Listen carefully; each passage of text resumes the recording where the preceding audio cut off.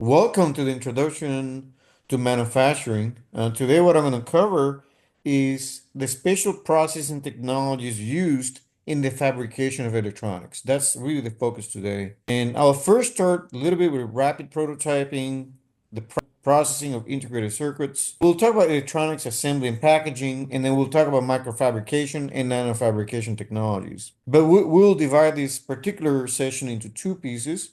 So today will be part one, and then the following lecture will be part two. So when I talk about processing of integrated circuits, what I'm talking about here is going to be a series of steps that are done to be able to achieve an integrated circuit. So first, I'll provide an overview of integrated circuit technology, the processing of that. We'll talk about silicon processing, how you get the silicon first. So you can see here in the top, the silicon material is processed. Then you get the silicon wafer. We'll be talking about that. We'll talk about the layering process used in the integrated circuit fabrication process, and then the integration fabrication steps related to that. Then we'll talk about the integrated circuit packaging, which is what you see here on the top right. The kinds of yields you get from this processing, which you'll see is fairly poor. So integrated circuits is a very specialized area. It is an area that has a lot of attention in industry, particularly because they enable high-speed computing, they enable electronic devices that the capabilities that they offer through cell phones and things like that. So the integrated circuit that you see here, what we're talking about here is a collection of electronic devices, and what that has. What is that? Has transistors, diodes, and resistors. And these electronic devices are fabricated and electrically interconnected. That's why we call them integrated, because we're taking multiple electronic devices and connecting them. And then we do that and we apply that into a small flat chip of semiconductor material. Silicon is the most widely used semiconductor material for integrated circuit technology. There's other ones that are less commonly used, the gallium arsenide, gallium nitride, and germanium.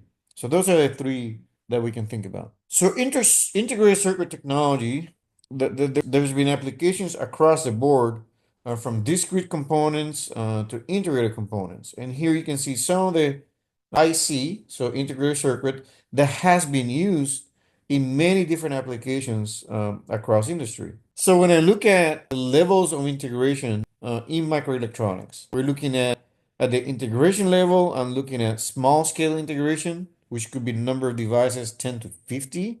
That was in 1959. Medium scale integration was from 50 to 1,000, 1960s really. Large scale integration, you're going down to 10 to the fourth. And you can see every decade you're increasing the power of two, like 100 times each time every decade, until you get to the giga scale integration. And today you can achieve now, you can put 2 terabytes in a very small USB stick, and you can put a lot of gigabytes in small amounts of space. And so that's really what we're talking about here, is how much you can pack in there and what is efficiency when it comes to memory per density volume. So the overview of this integrated circuit technology, what I'm looking at here is an integrated circuit chip that consists of hundreds and thousands or millions of microscopic electronic devices. That's really what we're talking about here. And these microscopic electronic devices are very complex to manufacture because they're microscopic by definition. And when I talk about a chip, when I say chip, the word chip, right? An integrated circuit chip, what we're really talking about is a square or rectangular flat plate that is about very thin, 0.02 inch or 0.5 millimeters if you're more used to the metric system, and typically is about 0.2 inch to 1.0 inch on a side. So you're really packing a lot in that little small space. And when you look at an electronic device like this on the chip surface, it consists of separate layers and regions with different electrical properties, layer to layer, that combine together to perform a particular function. So in reality, when you see a chip, there's layers in there packed up as well. So a lot going on in that small, very small space. So when I look at an integrated circuit transistor, so what I show here is called a MOSFET. So a MOSFET, that's what I'm showing here. And this is the cross section here on the left side of a transistor in an integrated circuit. The approximate size of the device is shown here is like 200 nanometers, which is extremely small. So I'm talking about transistors here, by the way, transistors. And I want to emphasize that is not the same as a chip.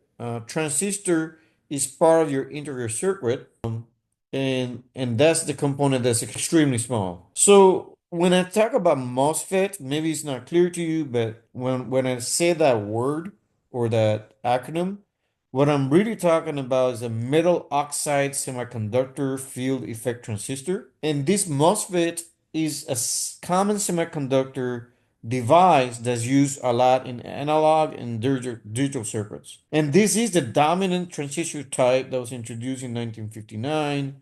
And those tend to be the primary components of a computer processor, image sensor, memory chips, and stuff like that. So transistors are huge.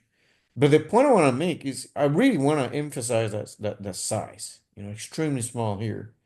So here you can see that the feature sizes are shown, and the feature sizes can have different sizes. So for example, you can have up to 3 nanometer node process, and you can see here the different components of the transistor. You have your gate, you have your drain, you have your source, you have the silicon substrate, which we'll be talking about soon, your silicon dioxide, this was the P glass, I'll just say P glass at this point, and all that is packed up in a very small space. If you allow me for a second, I have a cough going on here. I apologize. I had an allergy going on, and the reason I'm teaching online is due to personal emergency.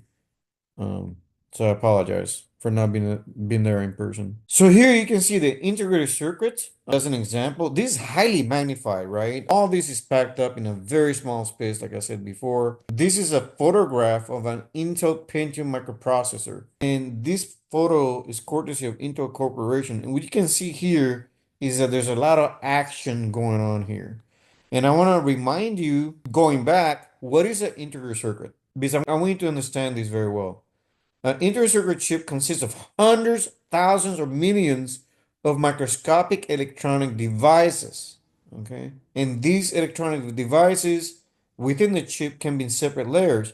That's what you're seeing here. You're seeing hundreds of electronic devices. They're all interconnected in this flat surface in multiple layers that do provide the ability to deliver high-speed computing. And that's the part that makes this to me so impressive. Probably one of the most impressive things in industry is the manufacturing of integrated circuits because of the complexity. And not many manufacturing facilities can do this. And that's why there's very few competitors. The packaging of integrated circuit consists of connecting the integrated circuit to the outside world. So the idea is that you want to protect it from damage. So these kinds of integrated circuits will be within some compartment. And the chip will then be attached to a lead frame that's encapsulated in a suitable package. And you can see here that the chip is within here, and everything else that's exterior there is basically your connecting devices, right? And the chip is inside here. Here you can see another memory chip where the chip is in here, but it's connected to the outside world through these connectors. But this complexity of chip is there. It's just that it's protected. That packaging is the enclosure that we're talking about here. Usually is made of plastic because plastic is not a very good conductor, and you don't want things to get hot. So that tends to be plastic or ceramic. It provides great mechanical and environmental protection for that chip. And usually, like I said before, the package usually includes LEDs or leads by which this integrated circuit can be connected to the outside world. And that's what these little metallic pieces are. So here you can see little more details about the internals of that. So you can see here the bonds and the LED frames, and these things are connected to your chip, which we call die here. And then on top, what you're doing is you put a molded plastic body on top of it to protect it. And the packaging, in this case, is providing something called a dual inline package. So this is how it will appear to the user, and we call it DIP, dual inline package.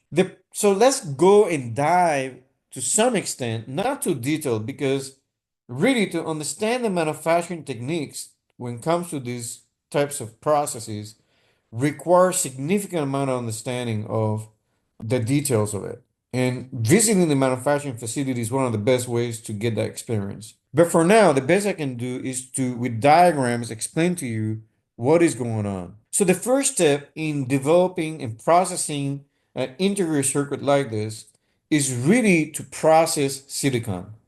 So silicon processing is pretty much sand that is reduced to very pure silicon. So you have sand, and it's very naturally occurring, so it's great, it's abundant.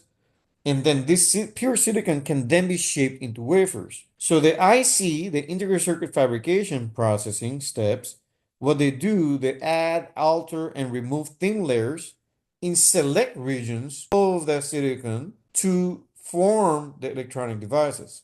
And to do that, to do this step right here, we use lithography, which is what we're doing there is we're using regions to be processed on the wafer surface. So the idea is that you have a wafer surface and then you're using lithography to define those particular regions. And the final broad step, big picture, is the integrated circuit packaging, where the wafer by itself, this wafer here, is tested. It will be cut into individual chips, and the chips will then be appropriately packaged and encapsulated so they're protected from the environment. So those are the broad three processing steps that can be discussed. So now diving deeper into the sequence of the integrated circuit processing, I covered it, but I want to kind of summarize it.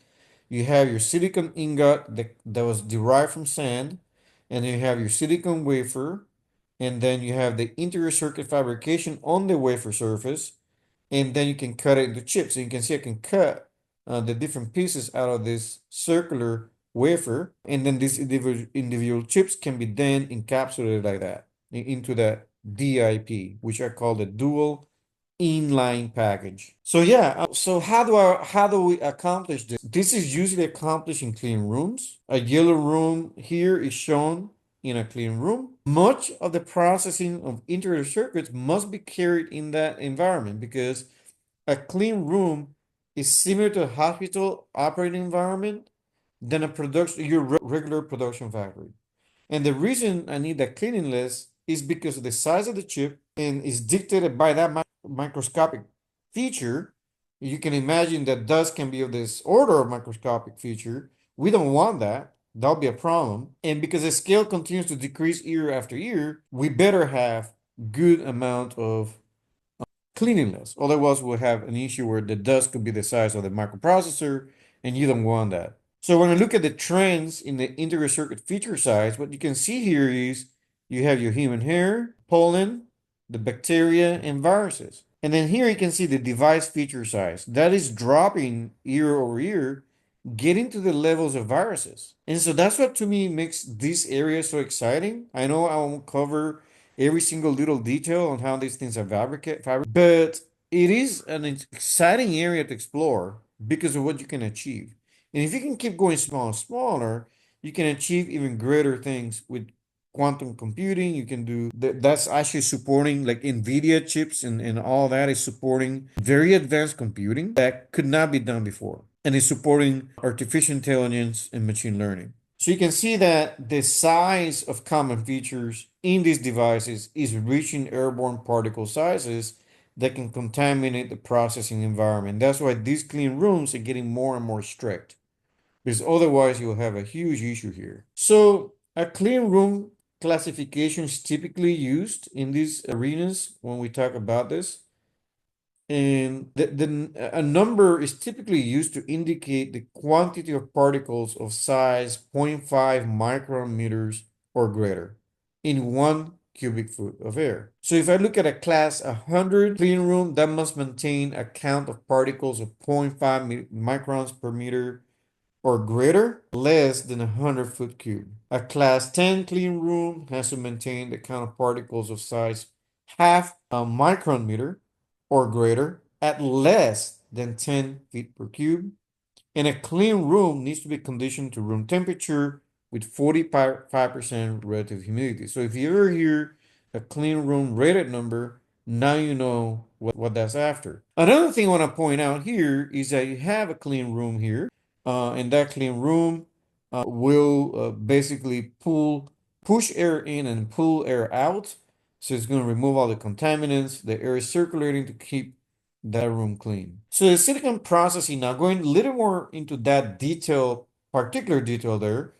Microelectronic chips are fabricated on a substrate of semiconductor material. That's something to really understand. Silicon is a semiconductor, and silicon is the leading material that's used today. 95% of all the products that we see in microelectronics, they're really based upon silicon. Now, diving deeper, because what I told you I was going to do, I was going to take these major three steps that you see here, which are also shown here, 1, 2, and 3, and I'm going to dive into each of them deeper. We will not be doing all that today. This is a fairly lengthy lecture, so we'll divide into two. Bottom line is when you look at the silicon substrate, that processing is divided into three steps.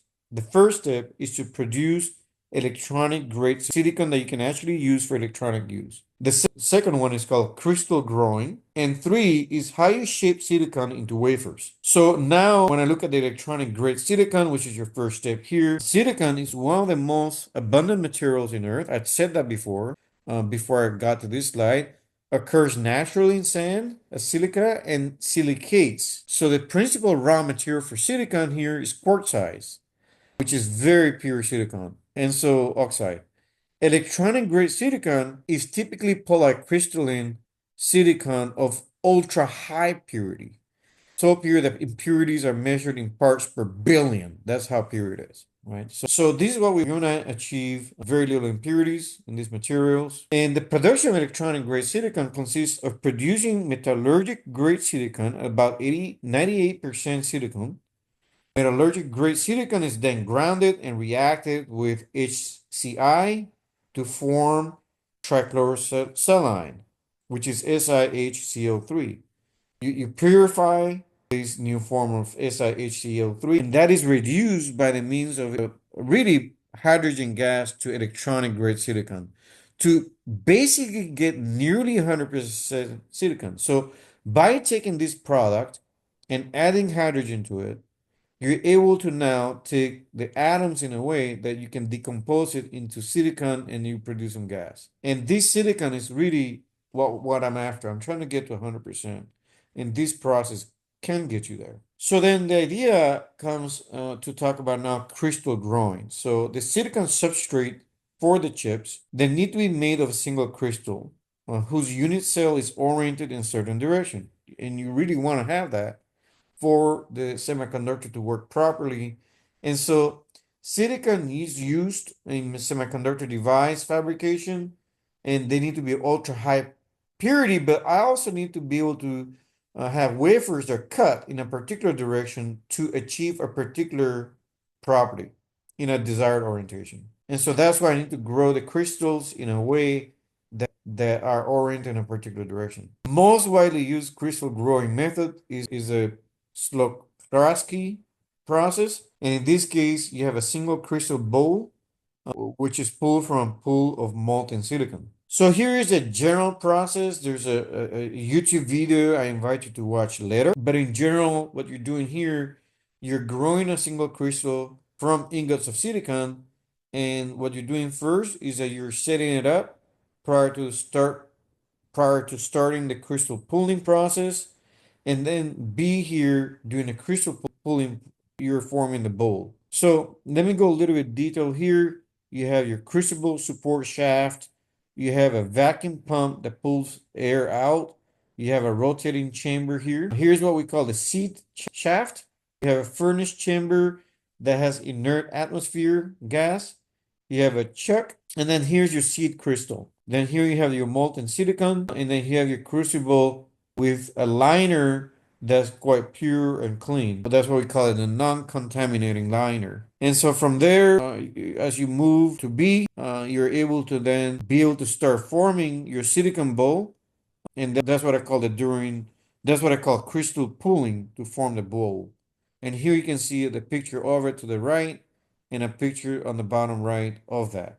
And there's a YouTube video that goes into it. If there is enough time at the end, I'll show a video quickly. So shaping of silicon into wafers is next. I have this now. I have this bowl made of silicon and it's solid. So what do I do with it? So the next step is to basically form the silicon into wafers. That is the next step. The processing steps to reduce the bowl into thin disc shapes, wafers, is to prepare this bowl.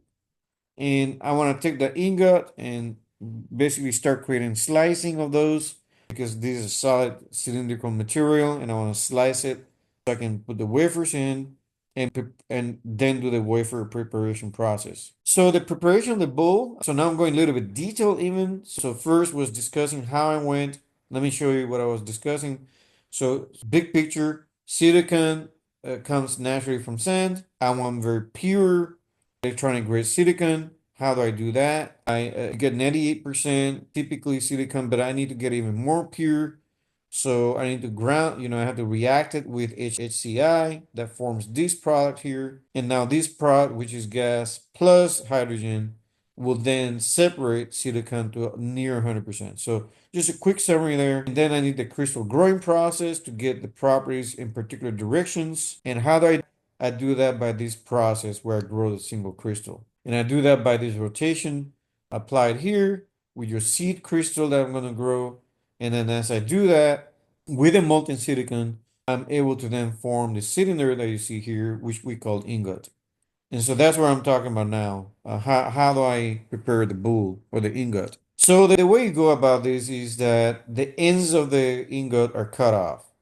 So the first step is to, this is your feed motion, this is your rotational, direction. And then here's your diamond grinding wheel that's going to be shaping this ingot. So the cylindrical grinding is to get it into a more perfect cylinder because this may not be a perfect cylinder. And so we want to get into a nice cylinder. You also want to have flats that are along the length of the bowl or ingot. And the flats are really there for identification because you want to know which way the crystal structure is oriented. And if you don't have a signal to show where that is, that can be a problem. And that's why they put a flat in it. So that way they know which way is the grain orientation. That's the purpose of that. Otherwise, you will not know. So that's why they do this. But you can see that this looks way smoother with a little marker to tell, hey, that's the crystal orientation. So the next step then, and now big picture again, now I'm in the second portion here of wafer slicing. So the next step is to then do wafer slicing. So what I want to do is to cut 0.02 inch to 0.028 inch thick wafers, and you're going to use very small blades, thin thickness blades of 0.103 inch to minimize loss. So the wafer, when you're doing this saw cutting it, you're going to have a diamond abrasive cutting edge to create that. That'll produce a very small amount of loss, and you're able to get very nice targeted accuracy in the dimensions. Here, what you see is the wafer cut out of it from the ingot. And now when I go into the wafer preparation process. So you have wafer rims rounded by a counter grinding wheel to reduce the chipping during handling. The wafers will be chemical etched to remove surface damage. We talked about chemical etching in the previous lecture, and that's really there to remove any damage from the slicing process. So this slicing process will cause some damage to the surface. We want a very nice surface, so chemical etching can achieve that. And then after that, you have a flat polishing operation that is performed to provide surfaces with very high smoothness. Because you need to have a very high smoothness to be able to apply photolithography, which is a process that is going to be next in line in the discussion. So yeah, I want to make sure that's clear because all these steps that we're doing, I don't know if you noticed, all these steps from taking the silicon at 98%, really what we're doing is perfecting things. We're trying to achieve high perfection across. We're trying to decrease the impurities. And every step of the way, we're trying to make the process of the work part better and better for processing. Because if you don't have that, then we're going to have some big issues. And you're going to see a little bit later that the yield can be actually not that great, even after I do all these operations to achieve very nice quality. So even though if you achieve that nice quality, you may not be able to get there. Finally, you have to take that wafer and you have to chemically clean it to remove residues and organic films. And so In the very next slide, what I want to show you is the silicon wafer that I have now that went through this process here. And what I want to do is take the integrated, I want to then now fabricate my integrated circuit on the wafer surface. That's my next step. That's really what I want to do next in that process. So that takes me to the next step, which is you may ask me, how can I achieve something like what you see in this picture? How can you do that? Because that looks incredible to anybody just looking at this at that micro scale, right? That scale level in the microns. So what you're really looking at there is using lithography, which has been used in other areas of expertise. It's not a new technology. Here, the integrated circuit consists of many microscopic regions on the wafer surface. You can see that here on the bottom. I want to take this surface and turn it to the one at the bottom. And we want those microscopic regions to be interconnected. And we want them to follow the design of the circuit. In the planar process, because this is a planar surface, the regions are fabricated by adding, altering, or removing layers in select areas of the wafer. That's how you achieve that. And each layer will be determined by geometric pattern representing the circuit design information, and that's going to be transferred over to the wafer surface by lithography. So in essence, I need to somehow take a geometric pattern that represents a circuit design, and I need to transfer the geometric pattern somehow to the wafer surface, and the way we do that is called lithography. So how lithography works? Lithography technology is not a new technology. It takes several lithographic technologies to perform a semiconductor processing. We basically use ultraviolet light to achieve that. There are three types of lights. You have photolithography, we have electron lithography, and X-ray lithography. But photolithography is what we use, and the differences are in the type of radiation we're using to transfer the mask pattern. Remember the word mask? We talked about it in the previous lecture, and we'll talk more about it, but how you take that geometric pattern and transfer over to that wafer surface to achieve something like what you see in the bottom left, which sounds, again, unbelievable. And so we're doing that in the visible light frame, is one way to do it. And what we're talking about here is how can I achieve that? And the way we achieve that is through something called masking. That's the key word here, mask. And what mask is, I'm going to take a flat plate, typically of transparent glass, and I will have a thin film on it, and it's going to have some sort of opaque substance. That's what it's going to do. And that'll be deposited in certain areas to form the pattern that you want. So you're going to have that plate, it's transparent, and then you're gonna have the deposit in certain areas, but what you're trying to do there is to form the desired pattern. In this case, typically the glass plate is about 2 millimeters and is deposited you're only depositing film on that glass plate of that opaque substance I'm talking about, of only micrometer thin, micron thin thick. And in some areas, it could be even less than 1 micron meter. Now, the mask that I'm talking about here itself is fabricated by lithography. And that's a pattern that's being based upon the design data you have. And usually that comes from a CAD model that's digitally produced. And that's produced by the circuit designer. So the next step is to use photoresist. What is photoresist?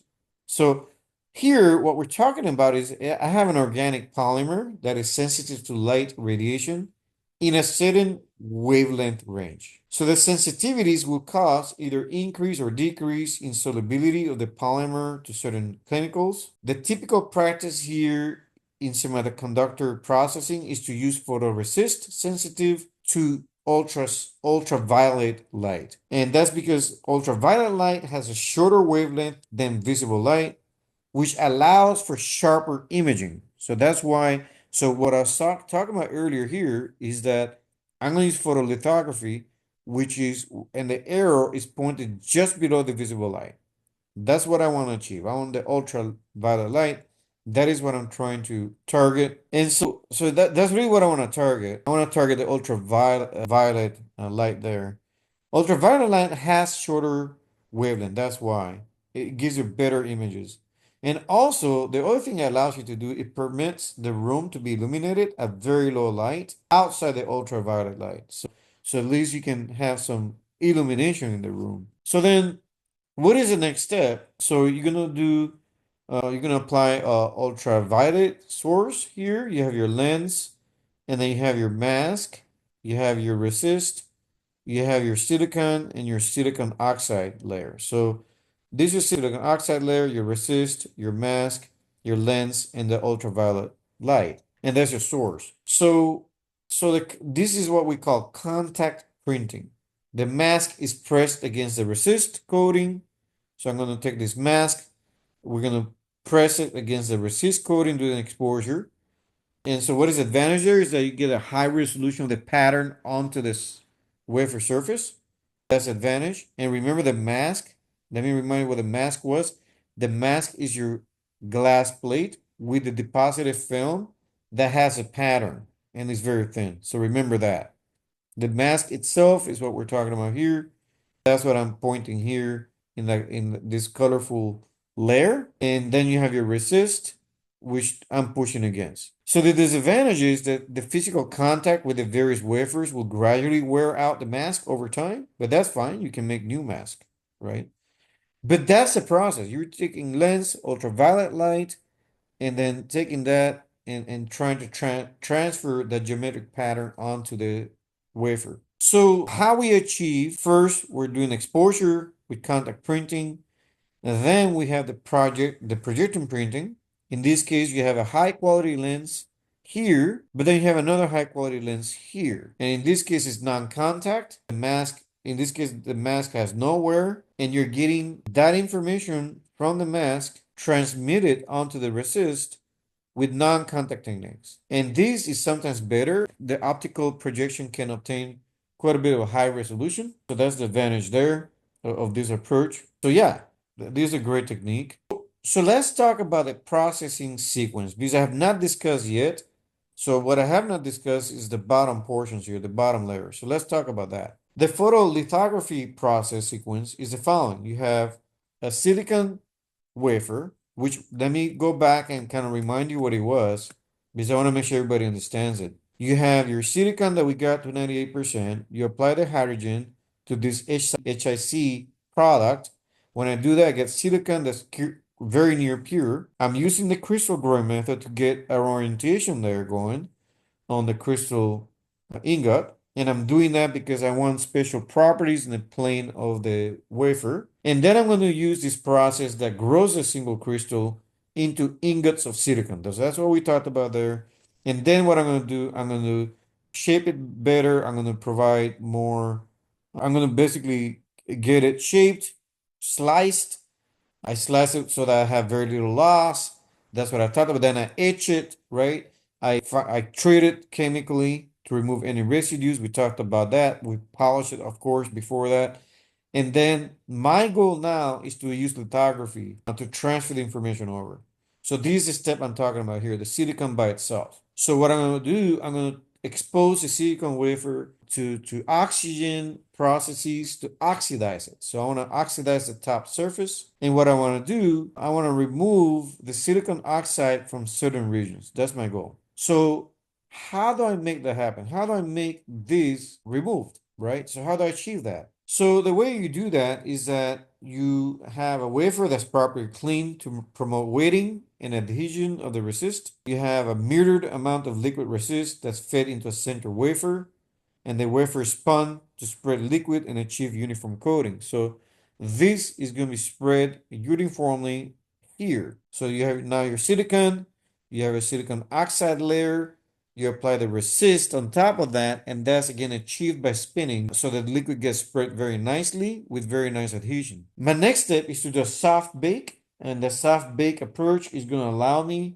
to remove any solvents and promote the adhesion process, but also to make this resist hardened.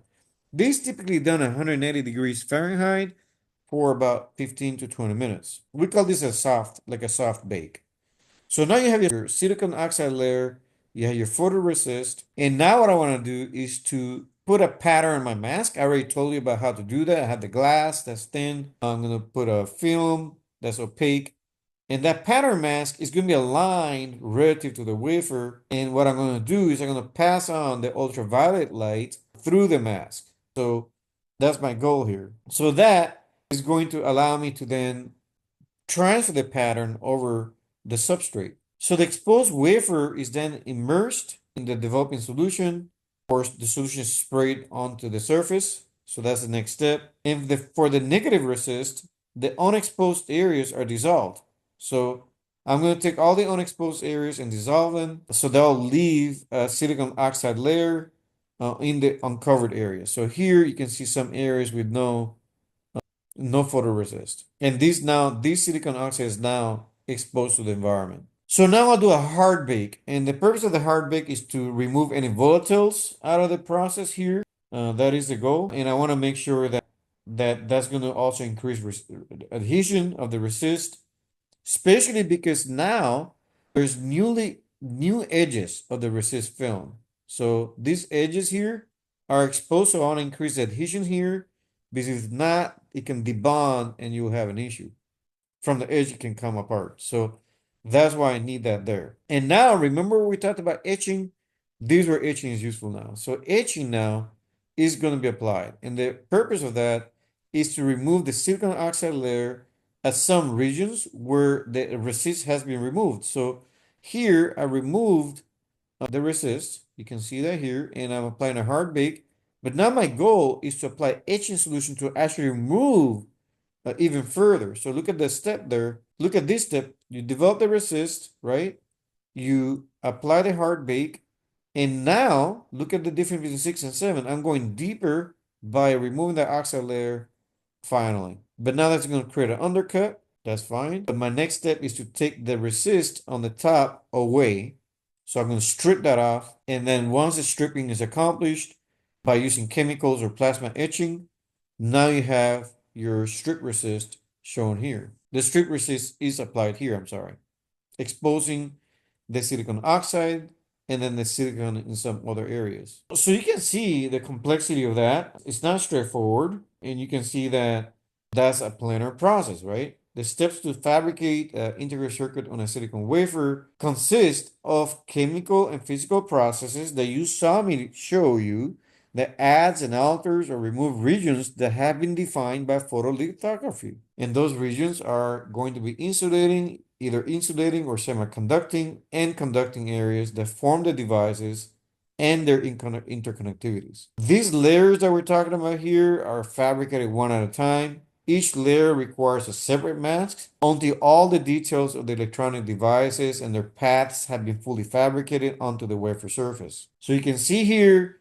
that this is not easy. That was just for one layer, but then multiple layers, even more complex. And I'm oversimplifying that process. And then we talk about the layer processing now, because I talked about a single layer, but what happens with the layering process? We have thermal oxidation that adds a silicon oxide layer on the silicon substrate, a chemical vapor deposition, which adds various layers. We have diffusion and ion implantation that alters the chemistry of an existing layer. We then have the metallization process, which adds metal layers for the electrical conduction. And then we have the etching processes, which removes portion of the layers to achieve the desired details that we need. So these are the steps, the 5 steps within here. And then I go and step into the thermal oxidation first. So that's the first thing I want to talk about. So how do you add the silicon oxide layer onto the silicon substrate?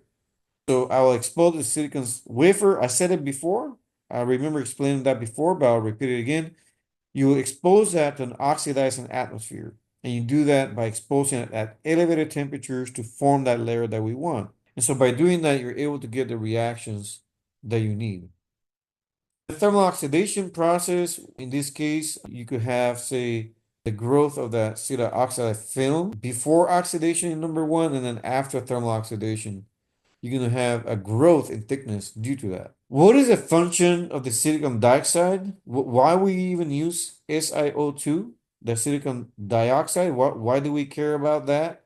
Which we kept talking about in many slides here, right? We talked about it here.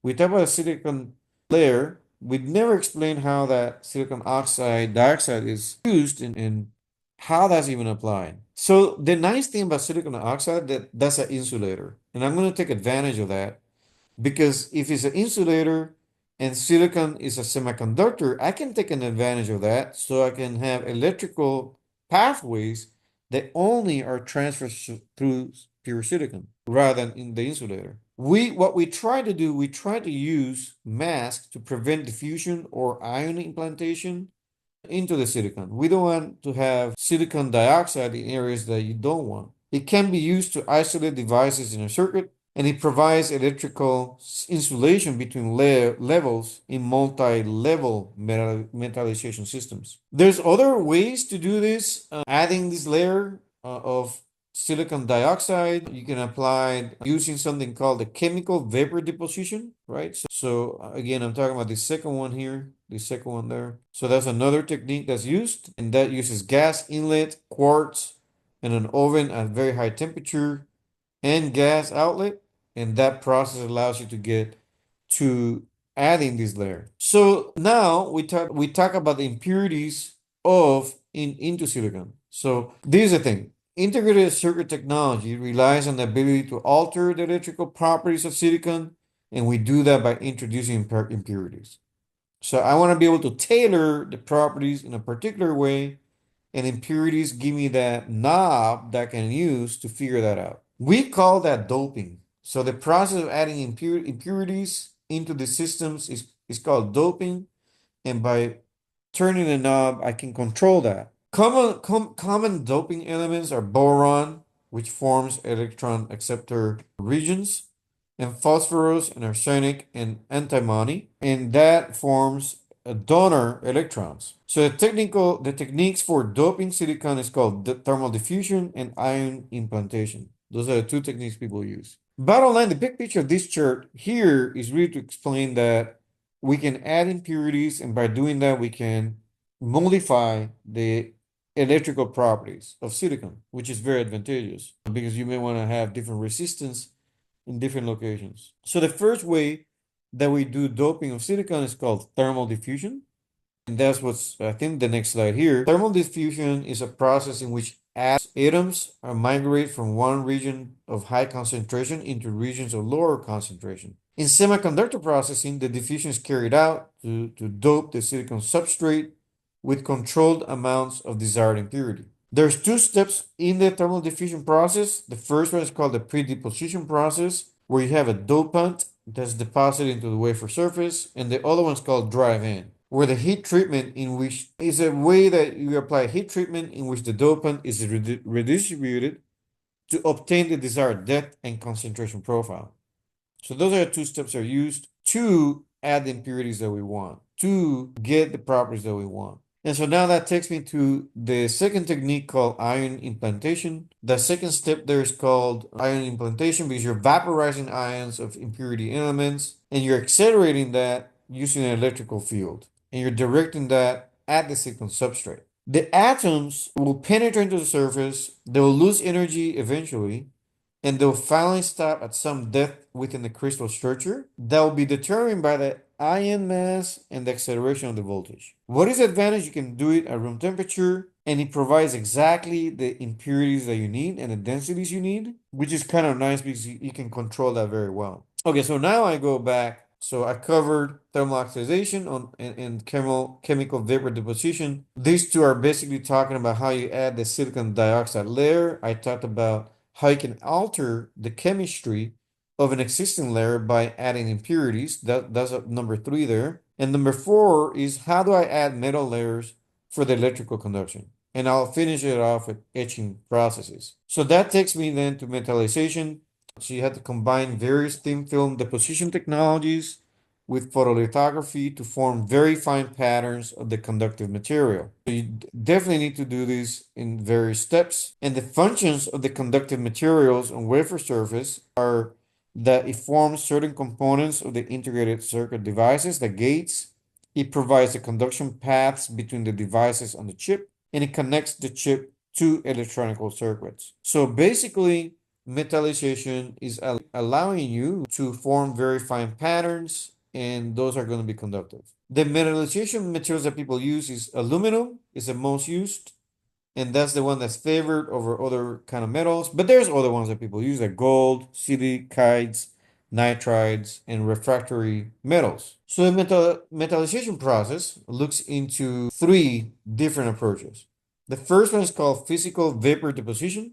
By the way, if you are getting confused, metallization is just giving you more pathways of conduction, right?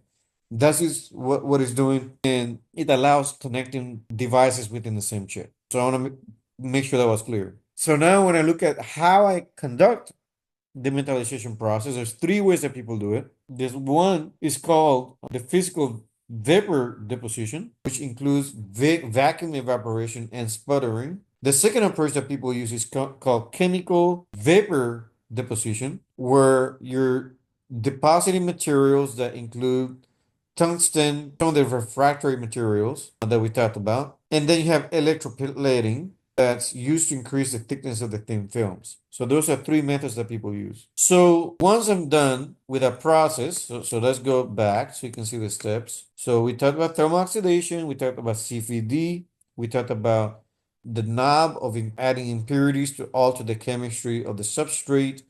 Then we talked about metallization process, so I can have metal layers that can be conductors of electricity. Then I have etching processes. That's going to remove portions of layers to achieve the details you need in the integrated circuit. So how do I achieve that? We talked about this in the previous lecture, but I'll kind of cover a little more. Basically, etching allows you to remove material from the surface by etching away unwanted material. You don't want to etch material that you want to etch material that you don't want. Usually you will do that with masking again. We talked about masking several times, but masking is here used differently. By masking surface areas that are protected and leaving other areas exposed is how you do this. So there's two categories that people use. The first one is wet chemical etching, which we call isotropic, and dry plasma etching, which we call anisotropic. In the wet chemical etching, the chemical etching reaction is isotropic. It will cause an undercut below the protective mask, and you can see that here. We talked about that earlier, but now we're getting the details. The mask pattern resist has to be sized in a way to compensate for this effect that you're going to have. Because if you don't, then you're going to have an issue with the size compared to what you wanted. Dry plasma etching uses ionized gas to etch a target material. In this case, you're going to attack it with high energy plasma that reacts with the target surface, and they will use this to vaporize the material to remove it. So here is where I'm going to start talking about the process integration in integrated fabrication processes, and that is what we're going to learn next. So we're going to learn how to fabricate an NMOS transistor like the one below in the following lecture. With that, I want to thank you for your attention.